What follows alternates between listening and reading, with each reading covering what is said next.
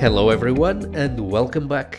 In this lesson we are going to be using NgRx entity to define the state of the course collection type. Let's see what the course's state will look like and let's discuss what is the best way of storing a collection of entities in the in-memory store. We're going to do that in a file called course.reducers. Let's start by defining what the course's state will look like. We are going to be defining here an interface that we are going to call course's state. So this is going to be the feature state that is going to contain all the courses in there, and we are going to decide how should we store the courses in memory? Well, there are a couple of options. We could be tempted to store the courses in a course array. So that would be our first attempt at storing a collection in the NgRx store. If we would try to store the courses as an array inside the store, we would very quickly run into a couple of problems.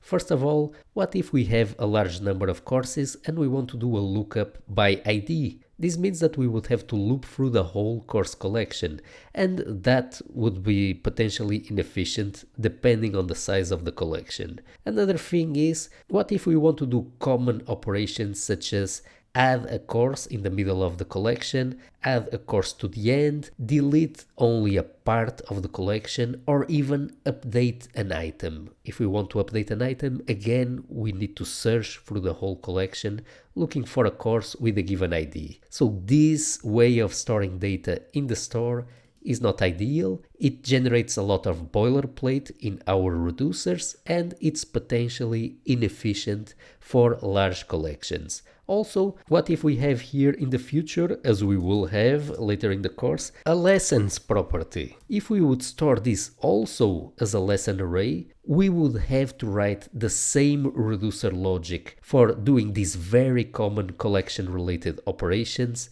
such as adding an element or updating an element. We would have to implement that per entity that we add to our application. That would mean adding a lot of boilerplate to our application, and we want to avoid that. Also, we want a better way of storing a collection in memory. We don't want to use an array. Instead, we want to use a map. The map is going to have a key, which is going to be the ID of the course. So we would define here a map as being a key of type number, and the value stored inside the map would be a course. So this is a better way of storing entities in general because we can very quickly do a lookup by ID. But there is a problem in storing our entities as a map only, which is we lose the information about in which order the entities are sorted. A collection typically has an order, and that is important information for our user interface. We want to preserve the order of the entities that we are storing. Besides the entities themselves stored under the form of a map,